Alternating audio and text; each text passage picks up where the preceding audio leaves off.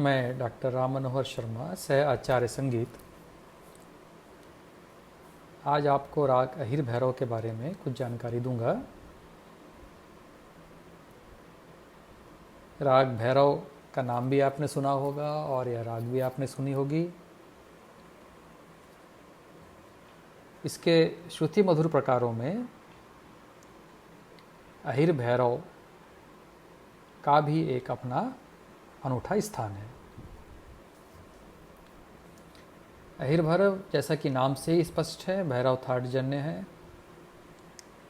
हालांकि इस राग के उत्तरांग में धैवत शुद्ध तथा निषाद कोमल है, जो कि भैरव थाट का लक्षण नहीं है, परंतु भैरव का प्रकार और प्रातःकालीन राग होने के नाते इसे भी भैरव थाट जन्य ही मान लिया गया है।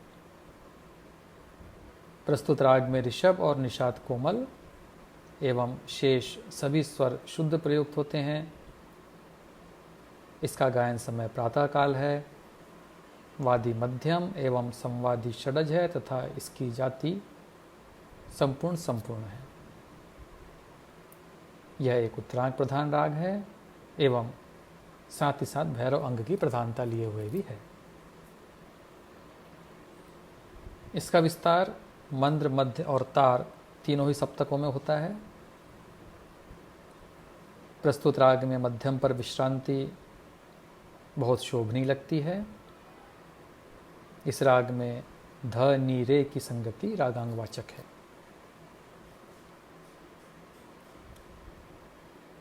अहिर भैरव राग के पूर्वांग में भैरव एवं उत्तरांग में काफी का मिश्रण है। हालांकि कुछ विद्वान इसमें शुद्ध गंधार के साथ साथ कोमल निषाद तथा शुद्ध धैवत होने से खमाज का भी मिश्रण मानते हैं, परंतु विचारणीय तथ्य यह है कि अहिर भैरव के पूर्वांग में भैरव अंग स्पष्ट है, साथ ही जिसका शुद्ध गंधार होता है वह भैरव का ही स्वर है और उसका लगाव भी भैरव की तरह ही होता है। दूसरी ओर राग खमाज के गंधार का लगाव अलग तरह से होता है। इसके अतिरिक्त खमाज के अवरोह में पंचम का अल्पत्व है, परंतु अहिर भैरव में ऐसा नहीं है। पंचम का प्रयोग इसमें स्पष्ट रूप से होता है, जो कि काफी राग का द्योतक है। खमाज के मध्यम को दीर्घ नहीं करते, परंतु काफी में मध्यम का एक महत्वपूर्ण स्थान है। जैसा कि आपने राग काफी की पकड़ सुनी ही होगी, सा सा रे रे ग ग म म प। इसके अतिरिक्त राग खमाज के अंतरे का उठाव अधिकतर गंधार से होता है, परंतु काफी के अंतरे का प्रारंभ करीब करीब मध्यम से ही होता है। गंधार से काफी का अंतरा कभी भी नहीं उठाया जाता। यही लक्षण राग अहिर भैरव में भी उपस्थित है। जैसा कि अहिर भैरव के अधिकतर अंतरों को दृष्टिपथ में रखने पर ज्ञात हो जाता है। पंडित भातखंडे जी द्वारा रचित क्रमिक पुस्तक मालिका के पंचम भाग में जो ख्याल मिलता है, रसिया महारा तथा बंदरा मोरा, उनके अंतरे का प्रारंभ मध्यम से ही है। यही नहीं, खमाज के आरोह में भी पंचम अल्पत्व है, परंतु काफी के आरोह में पंचम का बहुत्व है। काफी के अंतरे के सभी लक्षण राग अहिर भैरव में विद्यमान है। अतः इस सभी लक्षणों को देखते हुए यह निश्चित हो जाता है कि अहिर भैरव के उत्तरांग में काफी का ही मिश्रण है।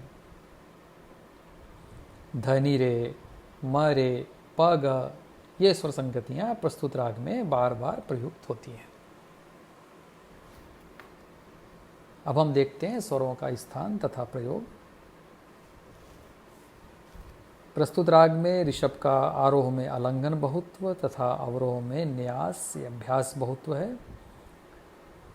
आरोह एवं अवरोह दोनों में कभी भी इस स्वर को छोड़ते नहीं दें।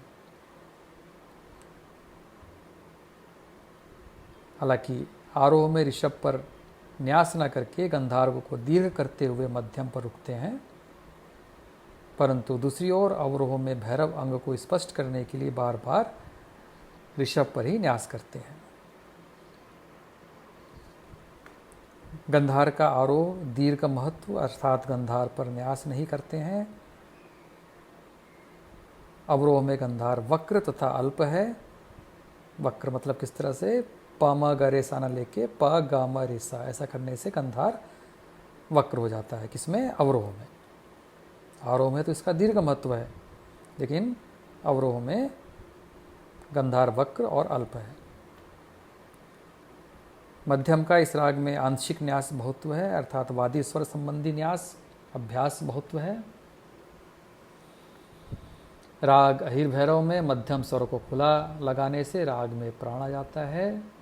हालांकि अवरोह करते समय प ग की संगति से इसका लंघन भी हो जाता है, परंतु फिर भी प ग म रे ग म इस प्रकार गंधार को थोड़ा दीर्घ करके जब मध्यम पर मुकाम विश्रांति या रुकते हैं तो राग चमक उठता है।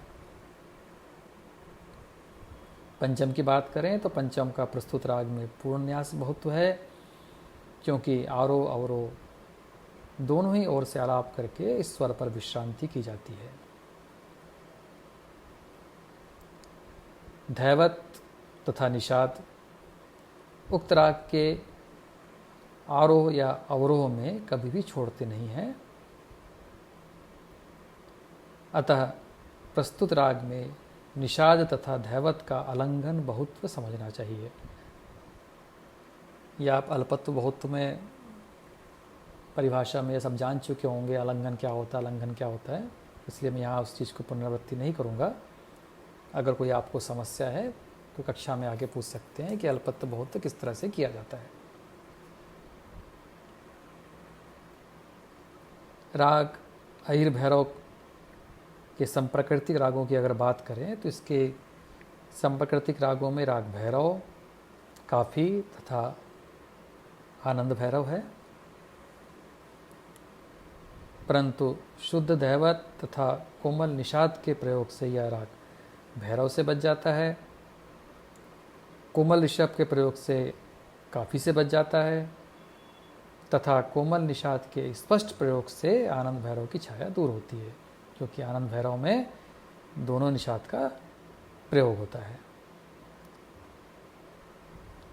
इसलिए जो राग अहिर भैरव है अपने स्वतंत्र नियम के कारण सभी रागों से भिन्न द्रष्टव्य होता है, और इसकी जो संप्रकृतिक रागों से है यह अपने विशेष संगतियों के कारण बचा रह जाता है और अलग रूप से ये दृष्टिगत होता है।